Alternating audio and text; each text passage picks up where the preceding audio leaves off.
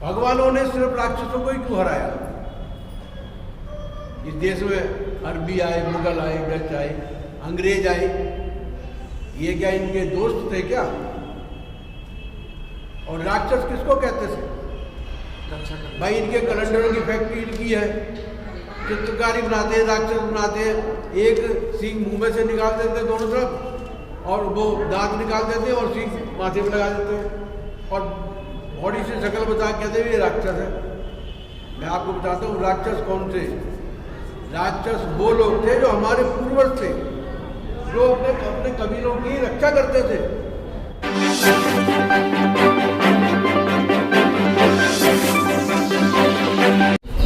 भगवान बुद्ध, बोधिसत्व बाबा साहब, डॉक्टर भीमराव अम्बेडकर, पूजनीय कृष्ण और यहाँ पर सभी सम्मानित उपासक उपासिकाएं, ये जो आज का जो प्रोग्राम है होली से एक दिन पहले रखा है और होली के बारे में हमारे बीच बड़े बड़े विद्वान हैं जिन्होंने उसको भी सही ढंग से बताया है। मैं जागरूकता के अभियान के तहत कोई 4 लाइन में लिख के लाया हूँ। उसमें मैं ऐसे तो आपने व्हाट्सएप पे पढ़ते रहते हैं, लेकिन फिर भी मैं उसको दोहराना चाहता हूँ कि जिंदगी धर्म पर नहीं रोटी पर निर्भर है। जिंदगी धर्म पर नहीं रोटी पर निर्भर है। हाँ, चंद लोगों की रोटी जरूर धर्म पर निर्भर है और वही चंद लोग बाकी लोगों को मूर्ख बना रहे हैं। मनुष्य भी कितना नादान है, मनुष्य भी कितना नादान है। मंदिर में घंटे और शंख बजाता है, सोया हुआ है खुद भगवान को जगाता है। भूखे को रोटी दे नहीं सकता, मंदिर में 56 भोग लगाता है। अंधेरा दिल में है और दिए मंदिर में जलाता है। कैसे पता चला? मेरा जो कहना है, जहाँ हमारी माता बहनें उपासिका बैठी है उनकी तरफ ज़्यादा है, क्योंकि आप औरतों के जमघटों में बैठती है। आदमियों के पास तो टाइम नहीं होता, आदमी अपने अपने काम धंधे चले जाते हैं, लेकिन औरतों को टाइम मिलता है तो गली मोहल्ला होने करती होती है तो जमघट में बैठती है तो आपकी चीज़ों की चर्चा करनी चाहिए।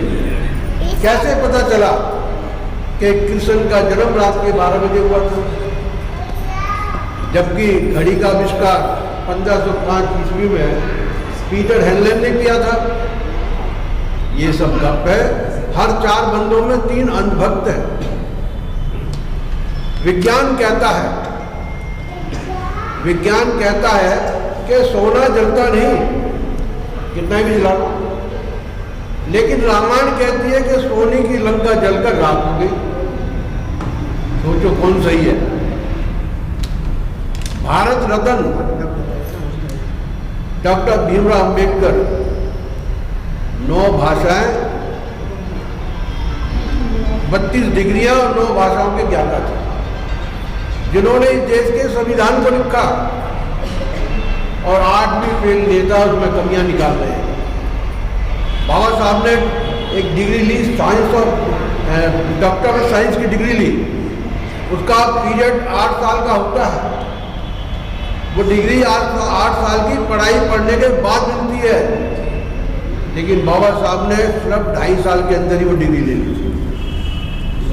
तभी तो अमेरिका में जब जो वहाँ की मैनेजमेंट कमेटी है, जिस कोलंबिया यूनिवर्सिटी में बाबा साहब पढ़ते थे, तो वहाँ की जो कमेटी है, वहाँ मैनेजमेंट कमेटी ने अपने इतिहास को खंगाला कि हमारे इस यूनिवर्सिटी से ऐसे कितने लोग हैं जो ज्ञान के शिखर पर पहुंचे हैं। तो 100 आदमियों को निकाला और उन 100 आदमियों में देश के बड़े बड़े राष्ट्रपति बने, देश के बड़े बड़े प्रधानमंत्री बने, बड़े बड़े देशों के वैज्ञानिक बने, फिल्म एक्टर्स बने, प्रोड्यूसर बने। लेकिन जो ज्ञान के शिखर पे जो उन्होंने सबसे पहले नंबर पे रखा, वो बाबा साहब डॉक्टर अम्बेडकर को रखा और उनकी कोलंबिया यूनिवर्सिटी गेट पर प्रतिमा लगाई बाबा साहब की और उसके नीचे लिखा सिंबल ऑफ नॉलेज, ज्ञान का प्रतीक। और हमारे देश के अखबारों ने 4 लाइन नहीं रखी। पंडितों के 33 करोड़ देवता मिलकर भी दलितों को शुद्ध नहीं कर पाए, लेकिन दलितों में इतनी ताकत है कि इनके भगवानों को छूकर भी अशुद्ध कर सकता है। अब मैं कहीं अब तो शायद यहाँ तो सारी जागरूक महिलाएं बैठी हैं। भगवानों की भक्ति से अगर सब कुछ हासिल होता तो सारे पुजारी, उनके बच्चे, साध्वियां, महंत, मठाधीश राजनीति में नहीं आते। शक्तियां इन पत्थरों के भगवानों में नहीं है। अगर शक्ति है तो वो है राजनीति में, सत्ता में और संविधान में। और यहाँ पर बैठे हुए जो बहुजन समाज पार्टी की राजनीति करते हैं, मैं उसको सलूट करता हूँ। भगवानों ने सिर्फ राक्षसों को ही क्यों हराया? इस देश में अरबी आए, मुगल आए, डच आए, अंग्रेज आए, ये क्या इनके दोस्त थे क्या? और राक्षस किसको कहते थे? भाई इनके कैलेंडरों की फैक्ट्री इनकी है, चित्रकारी बनाते हैं, राक्षस बनाते हैं। एक सींग मुंह में से निकाल देते दोनों तरफ, और वो दांत निकाल देते हैं और सींग माथे में लगा देते हैं, और बॉडी से शक्ल बता कहते हैं ये राक्षस है। मैं आपको बताता हूँ राक्षस कौन थे। राक्षस वो लोग थे जो हमारे पूर्वज थे, जो अपने कबीलों की रक्षा करते थे इन मनुवादियों से, उनको राक्षस कहा गया। जो रक्षा करने वाले थे उनको राक्षस कहा गया। मंदिर के अंदर बैठकर जो लिया जाता है वह दान, मंदिर के अंदर बैठकर जो लिया जाता है वह दान, और मंदिर के बाहर जो बैठकर लिया जाता है वह भीख। अजब शब्द का छल है। दोनों जगह पैसा धन लिया जाता है और दोनों जगह भगवान के नाम पे लिया जाता है। तो फिर अंदर बैठ के मांगने वाले को पंडित जी क्यों कहते हैं और बाहर बैठ के मांगने वाले को भिखारी क्यों कहते हैं? भिखारी एक पुजारी, लेकिन भाई दोनों का काम एक जैसा है। या तो दोनों को पुजारी कहो या दोनों को भिखारी कहो। इंसान इंसान में भेदभाव मत करिए। माटी का एक नाग बना के पूजे लोग आया, और जिंदा नाग जब घर में निकले ले लाठी धमकाया, भगदड़ बन जाएगी, नहीं हो रहे पकड़ी हो रहे बुलाइयो, और बहुत हो गए तो बाथरूम निकल जाते हैं कपड़ों में। और जब मंदिर में जाएंगे तो जो शिव जी का सांप होता है ना उसको भी बर्फी खिलाएंगे, जैसे वो खाई लेगा। माटी का एक नाग बना के पूजे लोग लगाया, और जिंदा नाग जब घर में निकले ले लाठी धमकाया। जिंदे बाप को कोई ना पूजे, जिंदे बाप को कोई ना पूजे, मरे बाप पूजवाए, और मुट्ठी भर चावल लेके कौआ को बाप बनाए। जो श्राद्धों में खीर बना के रखे ना छप्पड़ों में, सारे कौआ हमें खाने को कोई नाम है, तो सारे क्या कौआ बन गए क्या? आओ जमाई राजा खा जाओ।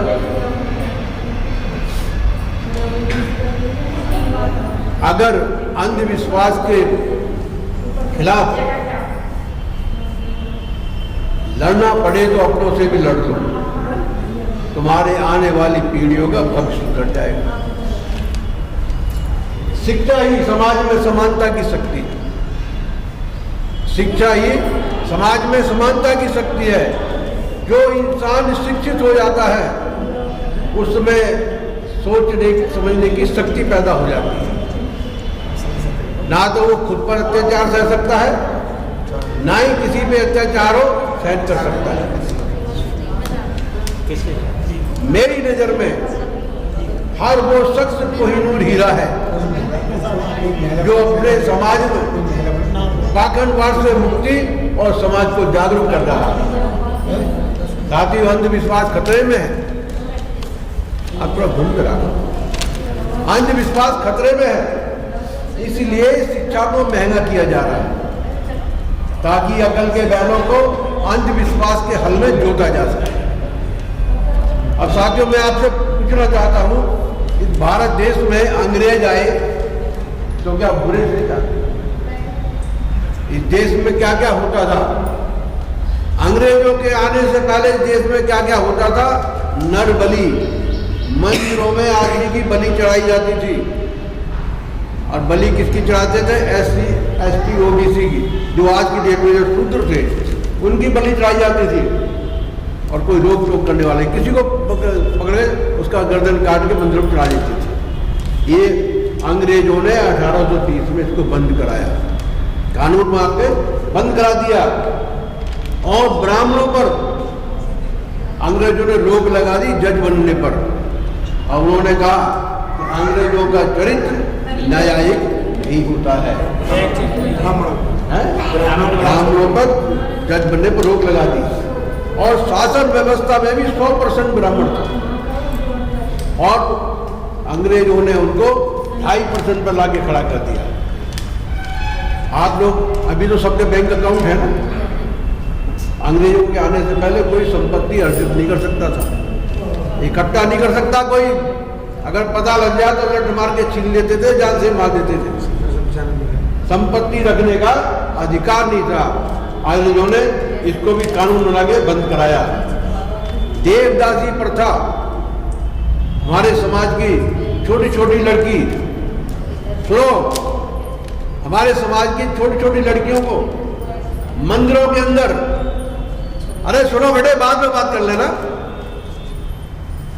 छोटी छोटी कन्याओं को ले जाते थे पकड़ के और कहते थे कि तुम्हारी लड़की तो बहुत सुंदर है। ये इंसानों के लिए नहीं है, ये देवताओं के लिए है। अगर उसने राजी से भेज दिया तो ठीक, नहीं तो पंडित जी की बात ना मानी तो ठाकुर जी को भेजता था, लट ले गए, जाओ भाई समझाओ उसे। और जब उससे नहीं मानते थे तो लट मार के लड़कियों को छीन के ले जाते तो मंदिर में देवदासी बना देते थे। और उन लड़कियों में कम उम्र में उनके साथ बलात्कार होता था। हर मंदिर के अंदर तहखाना अभी भी है, पहले भी था।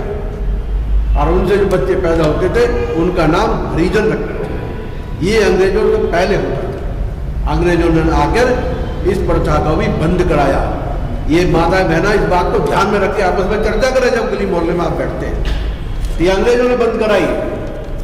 नववधु शुद्धिकरण प्रथा, अंग्रेजों के आने से पहले इस देश में जब भी कोई शूद्र समाज का SC ST OBC का बच्चा शादी करके लाता था तो उसकी जो नववधु पत्नी होती थी, ब्राह्मण शुद्धिकरण के नाम पर 3 दिन पहले अपने घर में रखता था। 3 दिन तक अपने घर में रख के शुद्धिकरण के नाम पर कोई बाहर से आई है तो भूत प्रेत लेके आई होगी, गलत हवाएं लेके आई होगी, उसको लाके 3 दिन इस्तेमाल करके तो वो हमारे यहाँ भेजता था। चरक पूजा, कहीं कोई भवन बनना है, कहीं कोई पुल बनना है तो उसको उसके ऊपर शूद्रों की बलि दी जाती थी, ये मजबूत हो जाएगा। एक बहाना होता था कि जो शूद्र समाज का कोई आदमी सर उठाता था, थोड़ा कुछ बोलता था, उसको बलि कर चरक पूजा के नाम पर उसकी बलि दे देती थी।